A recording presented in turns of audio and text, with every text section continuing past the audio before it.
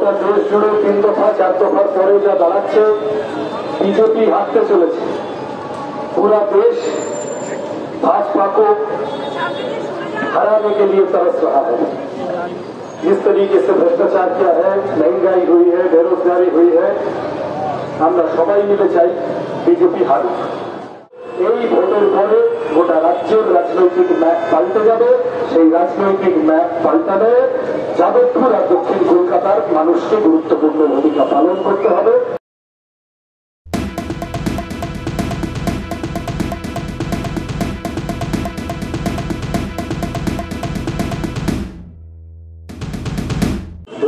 বলেছেন তারপরে আমার বেশি কিছু বলার নেই, রাত হয়েছে, আমার পরে প্রায়োরিটি বলবেন। আমরা রুজি রুটির কথা বলতে চাইছি আর ওরা দাঙ্গাবাজির কথা বলতে চাইছি। গোটা দেশ জুড়ে 3 দফা 4 দফার পরে যা দাঁড়াচ্ছে, बीजेपी हारते चलेছে। पूरा देश भाजपा को हराने के लिए तरस रहा है। जिस तरीके से भ्रष्टाचार किया है, महंगाई हुई है, बेरोजगारी हुई है, আমরা সবাই মিলে চাই বিজেপি হারুক।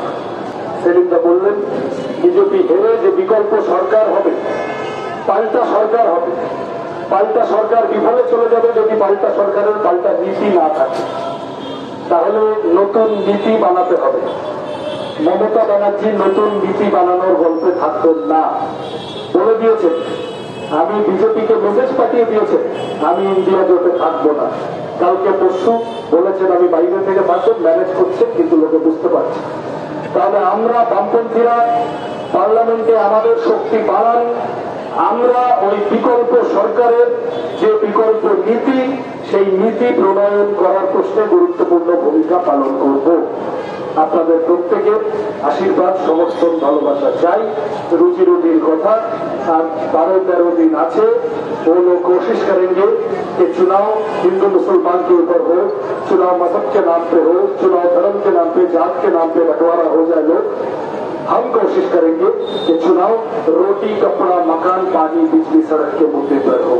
আপনাদের সকলকে এইটুকুই কেবল বলার যে রুজি রুটির কথার বাইরে অন্য কোনো কথা যে এসে বলতে শুনবেন না, বলতে দেবেন না।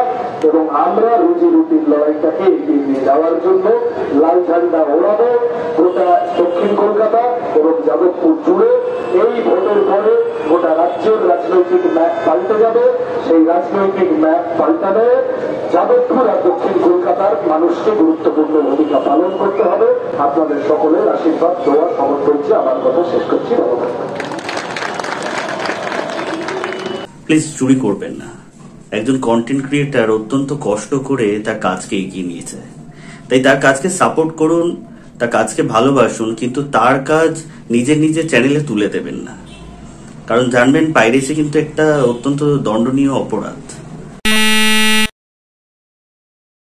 আপনারা দেখছেন আওয়াজ, রোজকারের হক কথা।